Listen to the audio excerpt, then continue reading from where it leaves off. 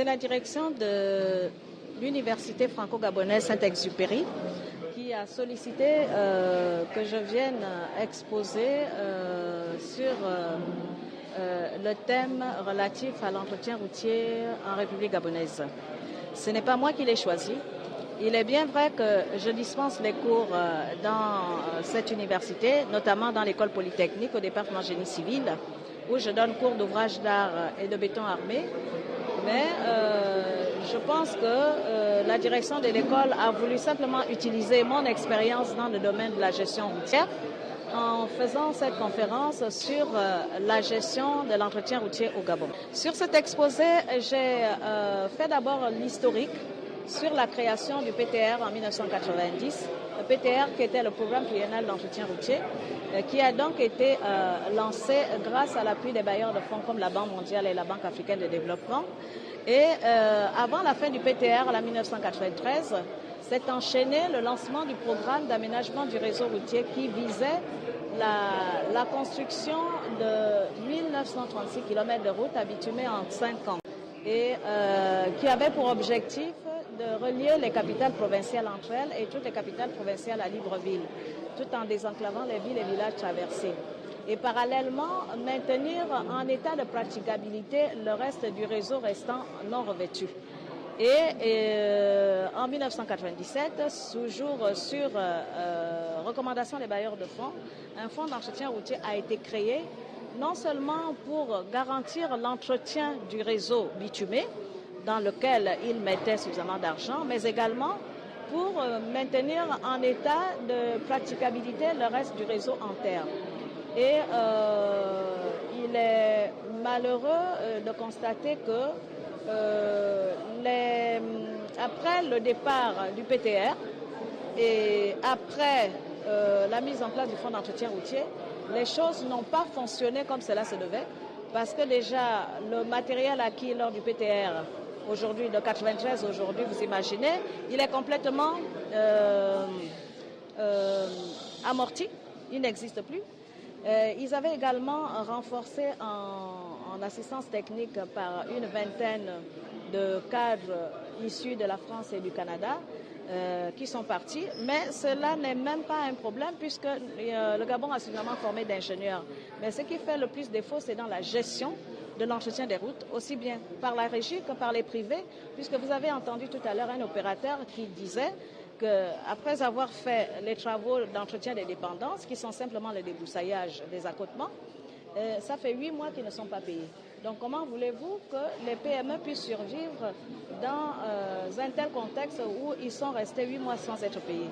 Il en est de même pour la régie qui n'a plus de matériel pour entretenir les routes.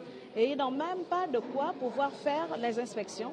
Comme vous l'avez vu, il y a un système de suivi où chaque acteur de l'entretien routier a l'obligation de visiter le réseau pour s'assurer de l'entretien de ce réseau et de l'état de ce réseau pendant au moins un nombre de fréquences dans l'année. Mais s'ils n'ont pas la possibilité de le faire, le réseau ne peut être que ce que nous constatons aujourd'hui malheureusement. La gestion technique, il s'agit de voir quel type d'entretien apporter sur des routes revêtues et des routes non revêtues. L'entretien préventif, l'entretien curatif et d'autres types d'entretien. Le réseau revêtu, quel type d'entretien y apporter, et le réseau non revêtu, quel type d'entretien y apporter. Et vous avez bien vu que sur je prends l'exemple de l'entretien revêtu, non revêtu, vous avez 8 types d'entretien. Vous avez l'entretien de secteur manuel, vous avez l'équipe de rechargement partiel, l'équipe de rechargement général, l'équipe de reprofilage rapide, l'équipe de remise en forme. Et chaque équipe nécessite un dimensionnement et du matériel et du personnel. Et également une organisation du travail, également une fréquence de visite, également le contrôle. Et tout cela nécessite des moyens. Et ces moyens, c'est la gestion financière et qui devait garantir ces finances, c'est le fonds d'entretien routier. Bien évidemment, il y a des recommandations. C'est déjà le fait que les projets ne sont pas toujours suivis. À chaque nouvelle équipe, une nouvelle politique. Ça, c'est déjà un problème. Parce que si les projets étaient des projets nationaux et que ça ne soit pas des projets d'individus, parce qu'on a lancé le PAR en 1993 et ce PAR jusqu'à aujourd'hui n'a pas atteint des objectifs alors qu'il devait au moins permettre de relier toutes les capitales provinciales à Libreville. Pourquoi cela n'a pas été fait? Point d'interrogation. Et aussi, il fallait que le réseau soit maintenu en état de praticabilité en toute saison. Pourquoi cela n'est pas fait? Point d'interrogation. Quand j'étais directeur général directeur général des grands travaux, avant même que je ne devienne directeur général des grands travaux, on avait lancé au niveau de Libreville la réhabilitation, le programme pluriannuel de renforcement et de réhabilitation des voiries urbaines de Libreville, à raison de 50 km de voiries par an. Donc, nous avons initié ce programme sous l'ère de M. Egide Boundono, qui était ministre à l'époque. Et si ce programme avait continué, avait prospéré, je crois qu'aujourd'hui, à raison de 50 km de réseau de voirie par an, au bout de 10 ans, on en serait à 500 km de voirie bitumée à Libreville. Parce que ce qui se passait, on recensait les artères les plus fréquentées, les plus dégradées. Au fur et à mesure que les demandes arrivaient, que ce soit des autorités là où ils habitent, mais chacun avait toujours espoir que si mon axe n'a pas été, l'axe qui mène à mon quartier n'a pas été programmé cette année, il gardait espoir que l'année suivante, cet axe pouvait être programmé. Malheureusement, bon, l'équipe qui est arrivée après nous, est-ce qu'ils l'ont poursuivi? Ils ne l'ont pas poursuivi, mais on constate tout de même que ce soit au niveau du réseau des voiries urbaines de Libreville comme le réseau national, mais la situation est pratiquement identique. Il faut poursuivre la continuité dans les projets qui sont initiés par toutes les autorités, que ce ne soit pas des projets d'individus, que ce soit des projets nationaux. Parce que le projet ne porte pas le nom d'un individu, le projet est un projet gouvernemental. Et l'action du gouvernement est continue.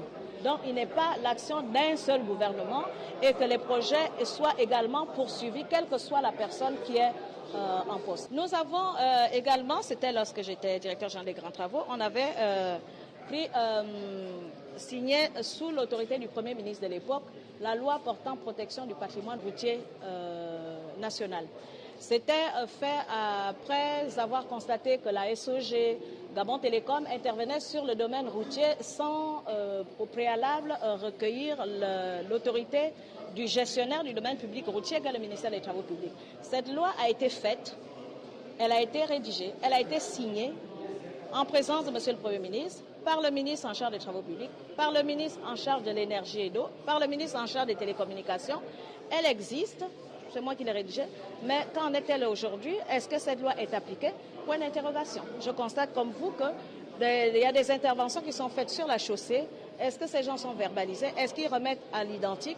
Parce qu'un plombier qui vient réparer la fuite d'eau de la SOG ne peut pas reconstruire la route à l'identique. Il n'a pas les qualifications requises. Un électricien qui vient intervenir sur la chaussée n'a pas la compétence requise. Il faut forcément une entreprise de travaux publics pour reconstruire la route à l'identique aux frais de l'auteur du dommage de la route. C'est cela que nous avons fait en son temps, mais qu'aujourd'hui, je ne saurais vous dire si c'est appliqué ou pas.